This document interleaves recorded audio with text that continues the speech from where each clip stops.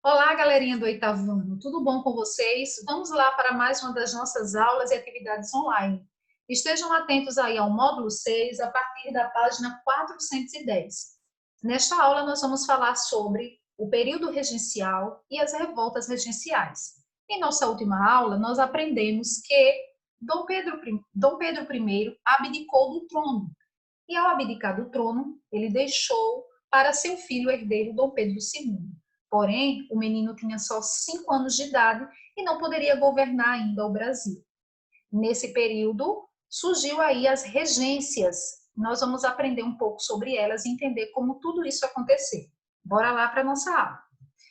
Governo regencial foi do ano de 1831 a 1840. Esse período regencial, nós vamos ter as fases da regência trina provisória, nós vamos ter uma regência trina permanente, nós vamos ter a regência una de Feijó, a regência una de Araújo Lima, e durante a regência una de Feijó, nós vamos ter algumas revoltas regenciais, que nós vamos aprender um pouco sobre elas também, galerinha. Nós vamos ter a Guerra dos Farrapos, ou a Revolução Farroupilha, vamos ter a Revolta dos Malês, a Sabinada, a Cabanagem, e durante a regência una de Araújo Lima, nós vamos ter a Balaiada.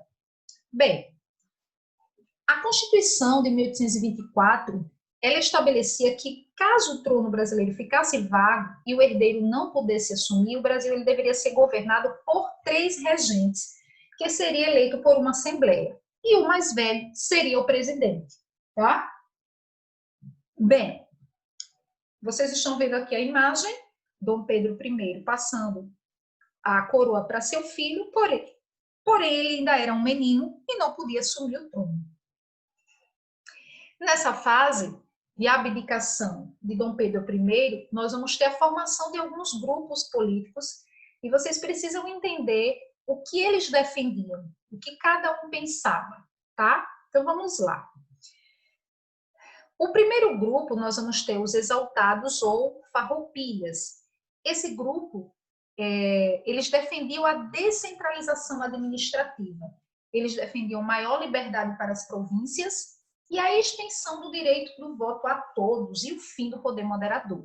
Bem, galerinha, dá para entender que a ideia dos exaltados era uma ideia até revolucionária. Eram ideias revolucionárias, porque durante o Império nós tínhamos um governo centralizado, nós tínhamos o voto censitário, as províncias não tinham liberdade de escolha, né? Então, esse grupo era o grupo que queriam mudanças grandes, né? Então, eles queriam, sim, que as províncias pudessem escolher seus líderes, seus governadores, que pudessem lidar com seus impostos e que o voto fosse estendido a todos e o fim do poder que era exclusivo do imperador. Olha só, entenderam aí o que os exaltados defendiam? Espero que sim, galerinha. O próximo grupo, você tinha aí os moderados ou chimangos. Os moderados, eles eram formados por grandes proprietários, ou chamados latifundiários. Esse grupo, ele defendia a não participação política das camadas populares. Então, eles queriam a continuidade do voto censitário. Então, votava quem tivesse determinada renda. E a manutenção de um país agroexportador. Então, aquela ideia do sistema de plantation, né? Que nós aprendemos. Grandes extensões de terra, o uso da mão de obra escrava e a monocultura. E o terceiro grupo político, você tem um grupo dos restauradores ou caramurus. Esse grupo político era uma pequena parcela da população que defendia o retorno de Dom Pedro I. E o líder deles era José Bonifácio. Bem, agora nós vamos falar um pouquinho sobre o período da regência trina provisória. Vocês viram aí que Dom Pedro abdicou, Dom Pedro I, seu filho era muito pequeno e não podia assumir o trono. Então, de acordo com a Constituição, 3 líderes deveriam governar e o mais velho seria o presidente. Esses líderes você tinha aí, ó, Francisco de Lima, que era do Exército, Carneiro Campos, que era um conservador, e Nicolau Pereira, que era um liberal. Para essa regência trina provisória atuar, assim que Dom Pedro deixou o Brasil, né, essa regência atuou, porém, como vocês viram o nome, provisoriamente. Deveria ter uma eleição para que, né, entre a Assembleia fosse escolhido um outro grupo para governar o Brasil. Então, gente, esses regentes, eles tomaram logo algumas atitudes, tá? Algumas atitudes. Assim que Dom Pedro abdicou, 2 dias depois, né, que Dom Pedro abdicou, eles fizeram uma aclamação de Dom Pedro II. O que significaria isso, aclamar Dom Pedro II? Significava reconhecer que os regentes estavam ali provisoriamente e que a monarquia era legítima no Brasil. Embora o príncipe só pudesse governar quando fosse, né, de maior, mas eles estavam reconhecendo que o imperador continuaria como símbolo da monarquia, certo? Então, essa fase ela vai durar 2 meses, de abril a maio de 1831.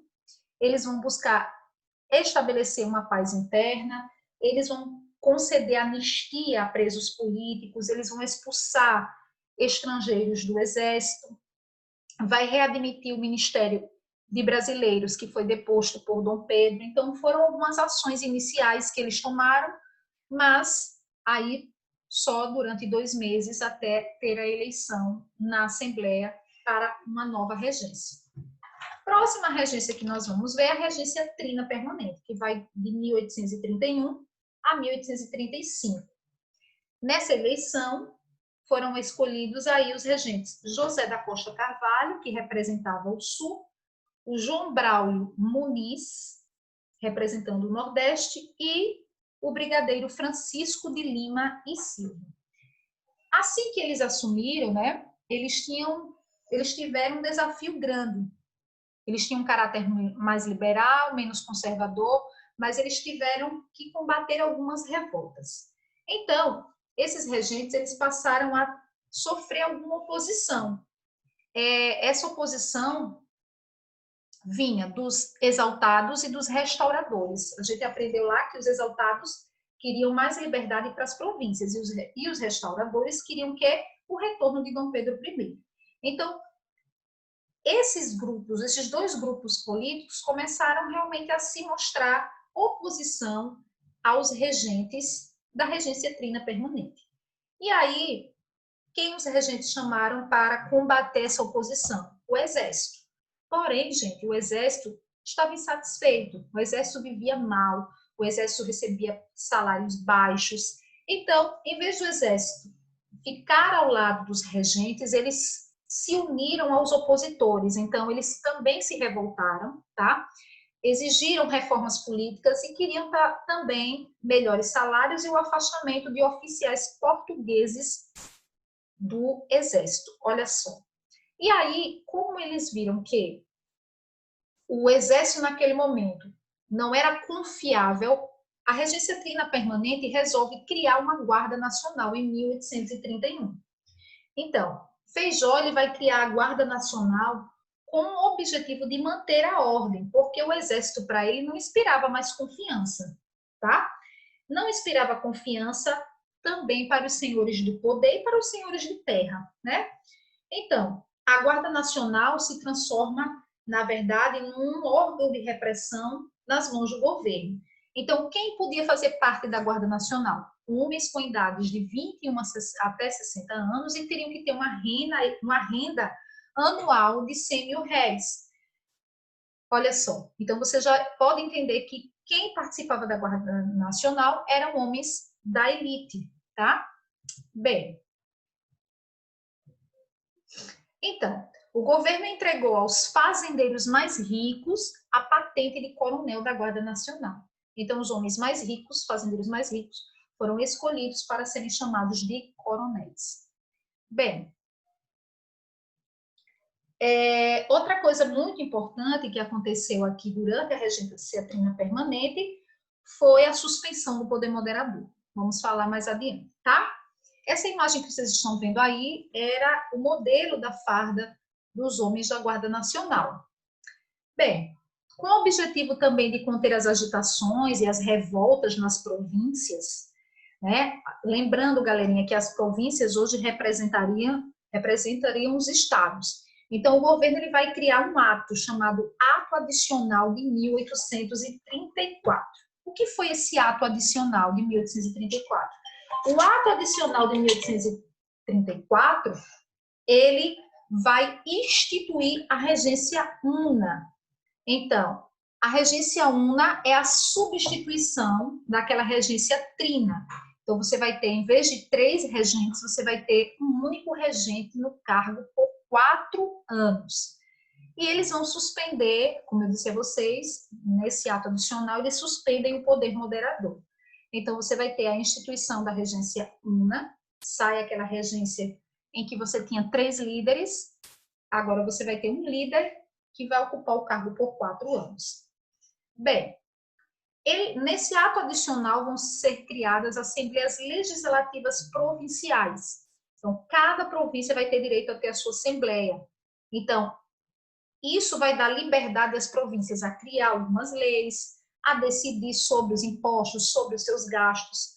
Olha só, gente, isso soou bem para o ouvido dos exaltados, né? Do grupo político exaltados, porque eles queriam mais liberdade para as províncias. Então, o ato adicional para eles soou como música naquele momento, né? Eles até que gostaram aí dessa decisão, porque dava direito às províncias a ter um pouco de autonomia, que até então, né, com esse poder extremamente centralizado, as províncias não decidiam nada. Ok? Bem, quais eram os partidos políticos da época? Vamos falar aí, vamos relembrar, né?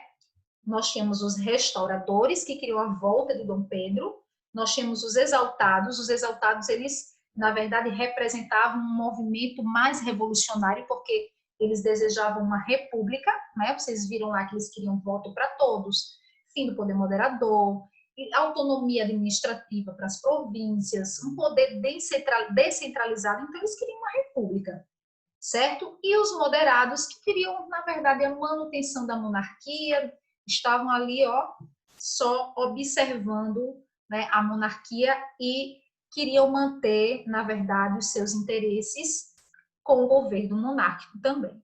Bem, quando passado um tempo, tá? Dom Pedro morre e com a morte de Dom Pedro, gente, os restauradores acabam se dissolvendo, porque não fazia mais sentido, né? O pedido do retorno de Dom Pedro, já que ele não estava mais vivo. E os exaltados enfrentam os moderados e perdem. Olha só, qual partido sobrou? E aí, gente, os exaltados enfrentam os moderados e perdem. Quem sobrou? Os moderados, né? Então, você tem aqui, ó, aquele poder moderado que a gente viu lá, que defendia a monarquia, defendia o voto censitário, não é isso? E o grupo que defendia as mudanças maiores acabou sendo derrotado pelos moderados. E os moderados sobram ali como um partido forte na política brasileira. Bem, os moderados, eles se dividem em 2 partidos, que é o Partido Liberal Progressista e o Partido Conservador Regressista. Guardem aí esses nomes na memória, tá, galerinha? Falaremos mais sobre eles. Mas vejam aí que são grupos que basicamente têm interesses muito semelhantes, tá? É o grupo dos grandes latifundiários, homens de terra, que defendem o voto tem que ser aquele voto censitário, a população mais pobre não pode participar da política. Então, aqui, ó, você não vai ter muita diferença de pensamento, não, tá certo? Bem, como vocês viram no ato adicional de 1834, nós não teremos mais uma regência trina, mas uma regência una. E aí a regência una de Feijó vai atuar aí de 1835 a 1837. Bem, tão logo ele assume, né? Tão logo assim que ele assume o poder, ele vai enfrentar, ele vai assistir uma eclosão de revoltas aí. Aí você tem a Revolução Farroupilha durante seu tempo de governo, vai ter aí a cabanagem, a revolta dos maleses e a sabinada, tá? E ele não vai conseguir manter a ordem, ele não vai conseguir diminuir essas revoltas, ele não consegue manter a ordem e fica sem apoio político na Assembleia Geral. que na verdade era composto em sua maioria por conservadores. Então, Feijó acaba renunciando o cargo 2 anos após a sua posse e também estava com a saúde um pouco debilitada e preferiu deixar o cargo, sair do cargo, tá? Bem, a próxima regência una é a regência de Araújo Lima, que vai de 1837, corrigindo, a 1840. Araújo Lima era um representante dos conservadores, tá, gente? Bem, ele vai combater as revoltas e ele vai tomar aí uma atitude que vai se mostrar, né, como um homem altamente conservador, certo? Pois ele vai anular o ato adicional de 1834, que nós vimos aqui anteriormente, e vai retirar, sim, os direitos que as províncias tinham de fazer leis, de cobrar os seus impostos, de lidar com seus gastos. Então, ele anula o ato adicional. E isso vai mostrar que realmente ele era aquele que defendia um poder mais centralizado, tá? Bem, ele vai criar o Instituto Histórico e Geográfico Brasileiro em 1838 e a Escola Militar em 1834. E aí vem a lei interpretativa do ato adicional. Essa lei interpretativa ela vai ser elaborada durante o seu mandato. Essa lei interpretativa ela vai ser uma oposição ao ato adicional de 1834. Por quê? Essa lei interpretativa do ato adicional ela vai limitar a autonomia das províncias, a autonomia que havia sido concedida, né, vai ser limitada durante a regência trina permanente, você vai ter ali uma autonomia das províncias. Durante a regência una de Araújo Lima, ele vai limitar a autonomia das províncias e vai ampliar a autoridade central. Então, ele acreditava numa política mais centralizadora, tá? Bem, aí, gente, as várias revoltas espalhadas por muitas províncias brasileiras também colocavam em xeque a autoridade do Rio de Janeiro e também colocavam em xeque a autoridade dos regentes, porque foi uma fase em que o Brasil teve muitas revoltas. Então, havia um medo muito grande dos regentes de que o Brasil se subdividisse, né? Você ter um Brasil aí que não tivesse mais aquela unidade territorial que foi tão defendida por Dom Pedro I. Dom Pedro I, todo momento, estava tentando manter a unidade territorial, né? Mesmo que fazendo isso de forma desorganizada, com muitos gastos públicos.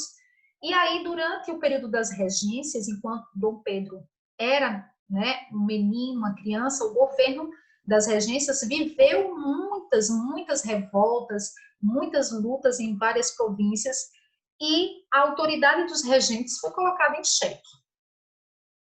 Bem, a busca deles era uma busca por não se perder essa unidade territorial, como eu disse a vocês, eles tinham medo que o Brasil se transformasse em outras nações. Dentro do território brasileiro, em vez de você ter uma nação unificada, você tem ali, né, a criação de uma nação, né, a partir de uma província, por exemplo. Enquanto os políticos na capital procuravam uma solução, então era necessário, ao mesmo tempo, combater as revoltas regenciais. Vamos falar um pouco sobre elas, tá? Essas revoltas regenciais eclodiram especialmente durante a regência una de Feijó, mas foram revoltas que duraram tempo, levaram realmente muitas vidas e foi um período de muita dificuldade de manter essa unidade territorial do Brasil, certo? Bem, então você vai ter aqui, ó, as principais revoltas ocorridas no período regencial. Você tem aí a cabanagem no Grão-Pará, você tem a balaiada no Maranhão. Aqui na Bahia você vai ter a revolta dos malês e a sabinada. Aqui no Rio Grande do Sul você tem a Guerra dos Farrapos ou a Revolução Farroupilha, também conhecida como Revolução. E vejam que o período dessas revoltas, dessas lutas, foram períodos muito próximos. Então, enquanto aqui no Grão-Pará você tem 1835 a cabanagem, você tem na Bahia a revolta dos malês acontecendo em 1835, tá? E você também tem aqui, ó, em Santa Catarina e Rio Grande do Sul, a Guerra dos Farrapos. Então, você tem aqui um Brasil, né, vivendo um momento de muitas revoltas.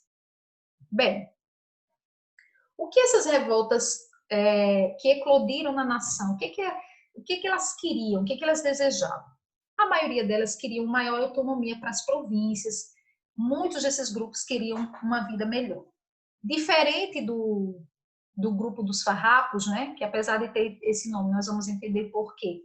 O grupo dos farrapos, ou a Revolução Farroupilha, era um grupo mais elitizado, mas as demais revoltas, você vai ter revoltas com participação de pessoas que tinham uma vida muito difícil, eram revoltas de caráter mais popular. Então, você vai ter escravos participando, pessoas muito pobres, pessoas muito necessitadas, que queriam uma mudança de vida, queriam uma vida melhor, uma vida diferente. Então, bora lá. Vamos falar um pouquinho sobre a Guerra dos Farrapos, ocorrida ali no Rio Grande do Sul e Santa Catarina. E ela também ficou conhecida, como eu disse a vocês, como Revolução Farroupilha, tá? Aí até a pergunta que não quer calar, gente, é por que farroupilha? Por que o termo farroupilha, né, ou farrapo? Designava os gaúchos que se opõem ao governo imperial, então eles eram oposição ao governo imperial, eles eram oposição ao império, tá? E tornou-se uma expressão pejorativa. Entretanto, embora o significado farrapo esteja muito associado à questão de ser maltrapilho, né? Os rebeldes, na verdade, eles pertenciam a uma oligarquia, era um grupo mais privilegiado.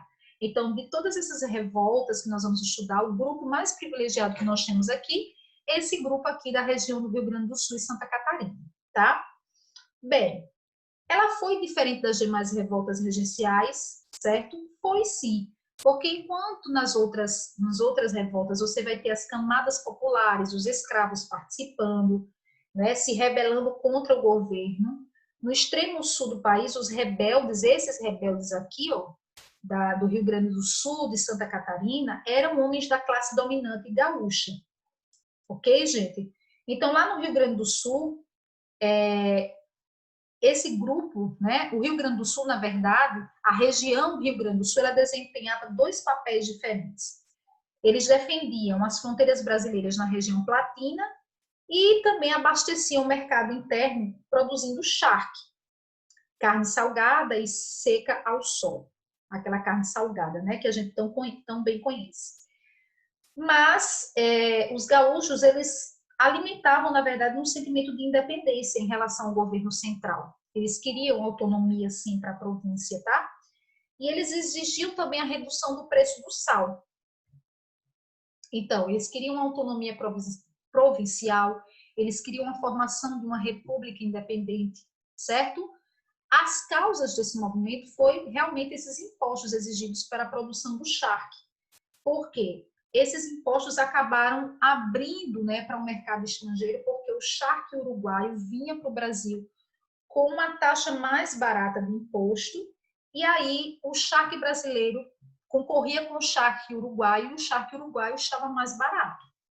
E aí eles ficaram insatisfeitos com essa concorrência, certo? E também desejavam mais autonomia para a província e queriam, na verdade, uma república. Eles não tinham essa atração pelo império, eles queriam realmente um governo republicano, tá? Bem, então, gente, o que vai acontecer? Uma verdadeira guerra, né? Você tem um líder aí dos farrapos, o Bento Gonçalves, que se destaca, Canabarro e Garibaldi. Lá por volta de 1835, o Rio Grande do Sul ele vai se recusar a aceitar a nomeação do presidente da província. Esse presidente foi nomeado, mas ele era considerado um inimigo dos fazendeiros. E aí, no confronto, Bento Gonçalves, liderando a rebelião, ele acaba dominando Porto Alegre. Tomando o governo em Porto Alegre, Bento Gonçalves apoiou a proclamação de uma república rio-grandense, ou a República Piratini, feita pelo governo geral Antônio de Souza Neto. Então, a repressão foi imediata, Bento Gonçalves acaba sendo preso, levado à Bahia. Bento Gonçalves consegue sair, foge, retorna ao sul, reassume a revolta. Na verdade, foi né? Uma revolução que durou aí cerca de 10 anos, e ele se torna presidente da República Rio-Grandense em 1837. Bem, gente, nesse mesmo ano, os revolucionários da Revolução Farroupilha, eles vão ganhar a adesão do Garibaldi. Garibaldi, na verdade, ele vinha fugindo ali de uma tentativa fracassada de unificar os estados da Península Itálica. Então, ele queria a unificação italiana. Então, fugindo de lá, ele acaba vindo para o Brasil, e a função dele na Revolução Farroupilha era interceptar os navios do governo, certo? Então, ele queria realmente interceptar os navios que vinham, os navios do governo que vinham reprimir a Revolução Farroupilha. E aí, em um de seus combates, o navio dele acaba naufragando na região de Laguna, em Santa Catarina, e aí ele conhece a Anita, que se torna sua esposa e companheira de luta até o fim da vida. Ela participa também do movimento revolucionário. Juntamente com ele, tem o Davi Canabarro, juntamente com Garibaldi, ele expandiu o movimento farroupilho ali para a região de Santa Catarina, onde foi proclamada a República Catarinense, ou a República Juliana. E aí vem a resolução do conflito. Como é que terminou? Após 10 anos de guerra, tá, gente? Bem, em 1845, finalmente a paz entre rebeldes e governo é assinada. E aí o governo negocia, né, e acaba atendendo reivindicações dos farroupilhas. Ele concede anistia aos participantes da Revolução, concede o direito deles eleger um presidente da província, eles determinam um imposto de 25% sobre o charque uruguai, então o charque uruguai acaba ficando mais caro, tá? Ele vai incorporar os soldados rebeldes ao exército imperial com as mesmas patentes, e ele vai determinar a devolução de terras confiscadas pelo governo durante a repressão. A gente diz que foi uma guerra que teve um saldo bem positivo para os revoltosos, pois eles conseguiram boa parte dos seus objetivos, tá? Eles conseguiram lá uma anistia para os participantes, eles conseguiram aumentar o preço do charque uruguaio, eles conseguiram também que a província pudesse escolher o seu líder, tá? Então, a gente diz que foi uma das únicas que conseguiu realmente a maioria dos seus objetivos, tá certo, galerinha? Bem, a próxima que nós vamos falar da revolta. A gente chama a Farroupilha de revolução porque realmente ela conseguiu uma grande mudança. A revolução significa uma grande mudança. Porém, as outras a gente considera mais como uma revolta, tá bom? Pois essa grande mudança tão sonhada pelos participantes não aconteceu. Bem, no Pará, galerinha, lá por volta de 1835 até 1840, iniciou-se uma das mais violentas revoltas ocorridas no Brasil. E essa província tratava-se de uma província onde o comércio era muito importante. Eles exportavam produtos como o cacau, a castanha, o cravo, o urucum, a madeira. E aí, com a independência do Brasil, né, as relações comerciais sofreram intervenção do governo, assim que o Brasil se tornou independente, certo? E aí os fazendeiros da região acabaram ficando descontentes com a nomeação de governantes da província, certo? Por homens que eram membros da administração imperial. Além disso, a população do Grão-Pará era composta de mestiços, indígenas e escravizados libertos, e a maioria deles, né, viviam em condições de muita pobreza. Essa população vivia numa situação de extrema pobreza, viviam em cabanas, sobrevivendo à exploração de produtos que a floresta oferecia. Era uma vida bem difícil. E esse povo viu a oportunidade de participar do movimento e ter uma melhoria na sua condição de vida. Bem, o objetivo deles, tá? Eram terras, fim da escravidão, eles queriam a independência da província e a proclamação de uma república. Eram objetivos ousados, né, gente? Bem, E aí, em 1835, tendo à frente os rebeldes Félix Antônio Clemente, eles tomaram o poder e instalaram um novo governo.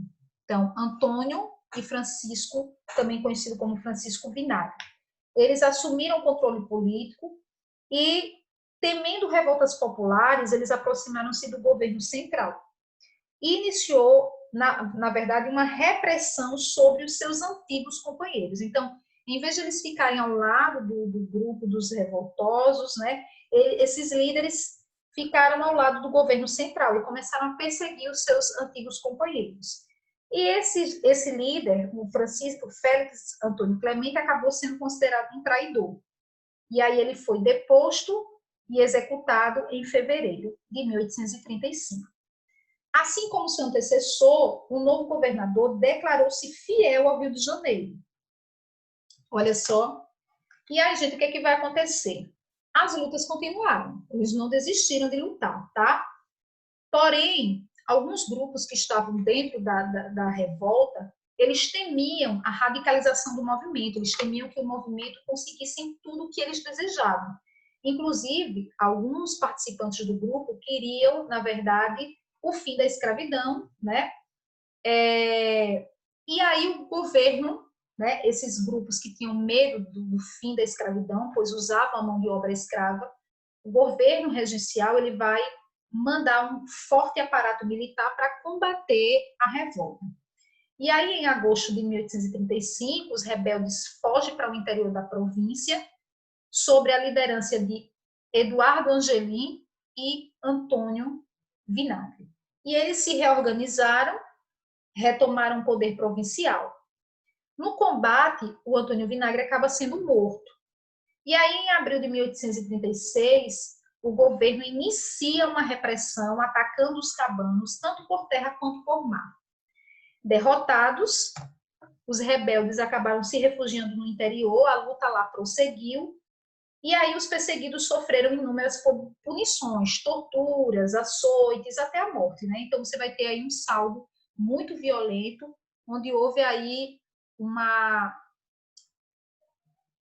um saldo de mortos entre 30 a 40 mil mortos. Então, infelizmente, esse foi o saldo do movimento da cabanagem e nenhum dos objetivos que eles desejavam foi alcançado, tá? Eles foram traídos, os grupos que participaram, né, da revolta preferiram não se envolver mais porque tinham medo que esse grupo mais pobre conseguisse os interesses que eles tanto almejavam, então acabou que a cabanagem não alcançou nada do que era o objetivo inicial. Bem, aqui você tem uma imagem na gravura, né, que seria uma imagem de autoria anônima, por meio de um desenho feito pelo príncipe Adalberto da Prússia, você podia ver um exemplo da moradia dos cabanos, né, uma moradia muito pobre, muito miserável. A próxima revolta que nós vamos falar é a Balaiada no Maranhão. A causa principal foi uma crise econômica do algodão e os altos impostos. Então, gente, o que acontecia? Lá por volta do século XIX, o Maranhão ele sobrevivia da cultura do algodão. E aí ele acabou perdendo cada vez o mercado para a concorrente norte-americana. Por quê? Eles vendiam algodão melhor e mais barato. Vejam só. O período em que eles mais venderam algodão foi o período que os Estados Unidos estavam em guerra para se tornar independente, né, da Inglaterra. Então, os Estados Unidos estavam em guerra com a Inglaterra, lutando por sua independência, e aí, durante esse conflito, os ingleses compraram muito algodão da região do Maranhão, justamente como represália, né? Então, como eles estavam em guerra entre eles não compraram algodão norte-americano e compraram algodão brasileiro. Porém, quando essa fase acabou, certo, gente? Terminada a guerra, o povo dos Estados Unidos, os estadunidenses, retomaram suas exportações e acabaram causando prejuízos para o Brasil. E aí, gente, mesmo decadentes, né? O sistema de plantation brasileiro da região, ele exigia um grande número de escravos. E esses escravos estavam descontentes com a opressão, as más condições de vida, E aí, além dos escravos, vários grupos do Maranhão, como vaqueiros, camponeses, trabalhadores livres, eles viviam de forma bem precária e estavam com dificuldades de sobreviver.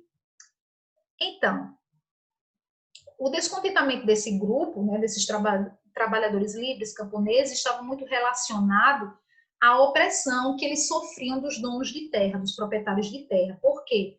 Eles pagavam altos impostos ao governo imperial, e isso desagradava também outros grupos da sociedade. E aí, gente, foi nesse contexto que os chamados balaios, nome que foi dado aos rebeldes, né? Porque o líder era o Manuel dos Anjos, o Balaio, eles iniciaram um movimento chamado de balaiado.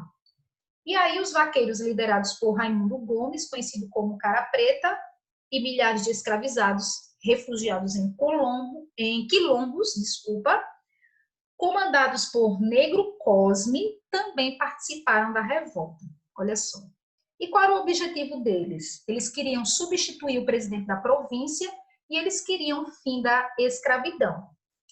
E aí, galerinha, em 1839, os balaios invadiram a região da cidade de Caxias, que era a segunda maior cidade maranhense. Lá eles instalaram uma junta provisória para governar a cidade, e entre as principais medidas que eles tomaram foi determinar o fim da Guarda Nacional. Nós falamos lá no início que a Guarda Nacional representava os interesses da elite, não é isso? Representava o poder das elites. Então, quando eles determinaram ali na região o fim da Guarda Nacional, isso simbolizava retirar o poder da elite da região, tá? E aí, com isso, o governo central, lá no Rio de Janeiro, vai enviar, né, um líder, o Luiz Alves de Lima, como comandante militar, para combater a rebelião. Então, o líder dos balaios, como eu disse, nós vamos ter o Raimundo Gomes, o Manuel Francisco dos Anjos e o Preto Cosme.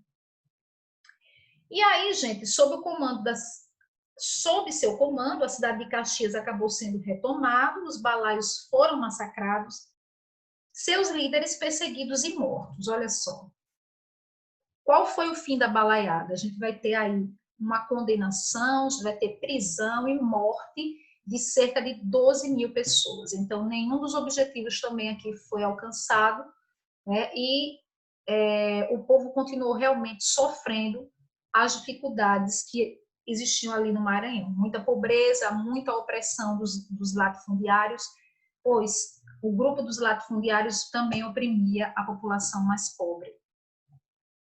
Bem, aqui vocês têm aqui na imagem as ruínas de um quartel-general que simbolizavam a balaiada.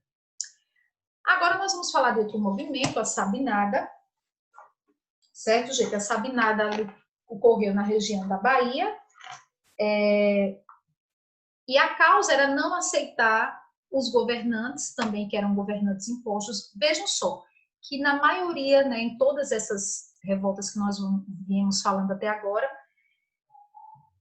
as províncias não aceitavam os governantes que eram impostos pelo governo central. Eles queriam ter direito de escolher os seus governantes. Então, eles não aceitavam os governantes, não aceitavam os impostos que o governo os obrigavam a pagar. Bem, e aí, em 1837, eclode uma revolta chamada Sabinada, e esse nome foi em homenagem ao líder deles, que era o Francisco Sabino.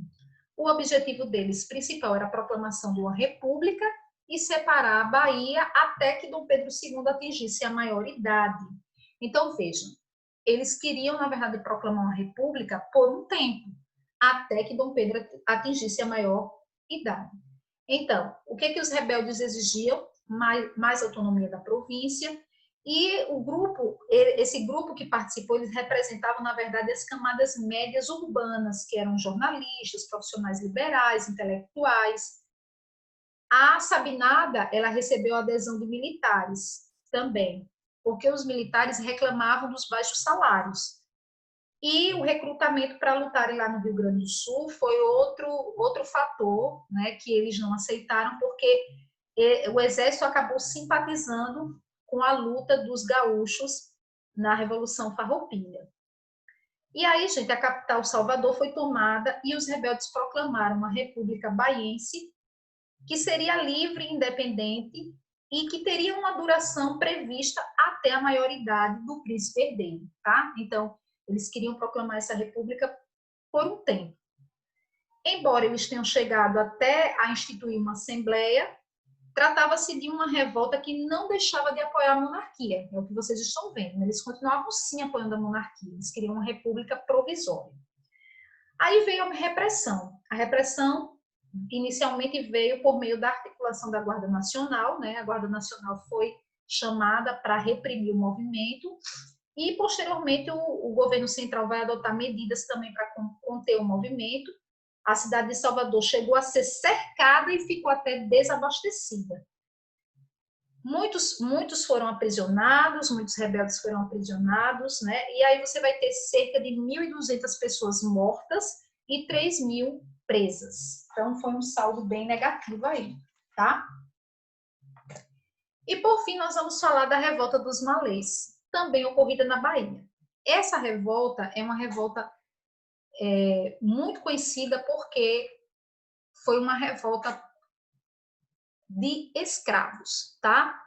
Escravos urbanos e de negros libertos. Então, entre os principais grupos africanos que foram escravizados e trazidos para o Brasil estavam os malês. Os malês eram africanos muçulmanos. Esses africanos muçulmanos, eles eram alfabetizados em árabe, então eles sabiam ler, eles sabiam escrever, eles faziam todo o ritual das orações, tá? E aí eles foram responsáveis por várias revoltas, sendo que a maior parte deles pertenciam aos povos africanos Yorubá e Hausa. Qual era o objetivo? Era tomar o poder e matar brancos e mulatos e acabar com a escravidão e também criar uma república. Então, era o objetivo da revolta dos malês. Na verdade, essa revolta recebeu este nome, como eu disse a vocês, a maioria dos escravos seguiam o culto malê, que era uma religião mista. Então, eles tinham alguns elementos africanos, mas também eles tinham elementos muçulmanos ali.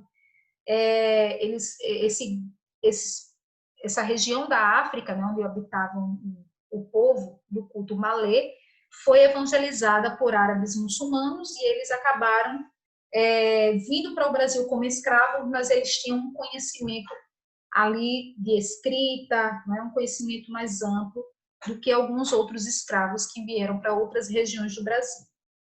Então, liderando as revoltas na Bahia, os malês propunham alterar a situação vigente, que era caracterizada por precárias condições de sobrevivência, né?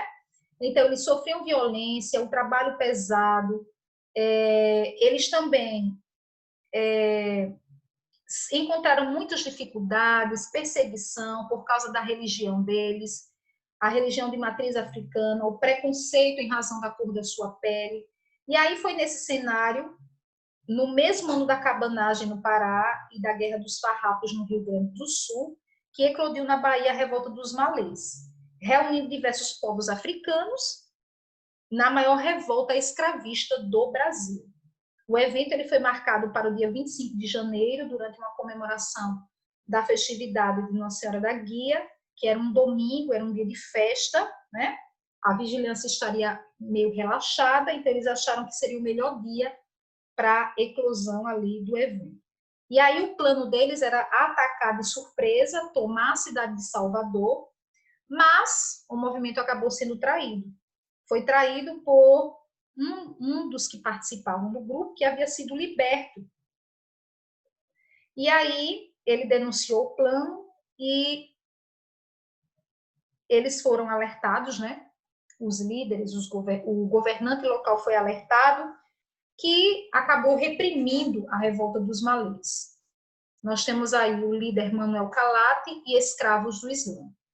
E como terminou a revolta dos malês? Terminou com a dizimação dos negros e a degradação dos sobreviventes para a África. Então, muitos negros acabaram sendo mortos e alguns acabaram sendo degradados, mandados de volta para a África, aqueles que sobreviveram, né? Bem, para finalizar, nós temos aqui um trechinho do livro de vocês, Africanos Muçulmanos.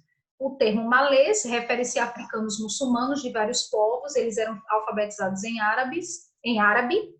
Em decorrência da expansão islâmica no norte da África, muitos dos povos da região converteram-se ao islamismo e aderiram aos costumes muçulmanos. Assim, adotavam Alá como único Deus e Maomé como seu profeta e aprendiam a ler e escrever em árabe para ler o Alcorão. Sob o ponto de vista colonizador, esses costumes não eram bem vistos, pois conflitavam com interesses de cristianização e resistência à escravidão. Então, você tinha ali negros, né, islamizados, que muitas vezes queriam fazer as orações. O muçulmano, eles fazem aí cerca de 5 orações por dia, né, precisam se curvar e fazer as suas orações. Então, imagine aquele homem sendo escravizado. Então, muitas vezes acabavam entrando em conflito porque eles queriam manter os seus costumes, mas, né, os donos da terra acabavam não concordando com suas práticas e eles acabavam se revoltando, porque eles tinham realmente um certo conhecimento, eles se revoltavam contra a autoridade, né, contra os donos de terra que os escravizavam. Então, ainda hoje, gente, lá no norte da África, ele possui um enorme contingente de muçulmanos, ainda hoje, viu? E os adeptos da cultura islâmica. Alguns países islâmicos africanos, que a gente pode citar hoje, a Somália, a Tunísia, a Argélia, a Mauritânia, a Líbia, o Senegal, Marrocos e Mali. Beijo. Por hoje é só. Se tiverem alguma dúvida, voltem a ver o vídeo. Nós temos também algumas atividades na plataforma, atividades complementares e uma atividade para nós respondermos por lá, tá bom? Agradeço a participação de vocês, galerinha. Em qualquer dúvida, pode me chamar, estou por aqui. Um abraço a todos e fiquem com Deus. Tchau, tchau.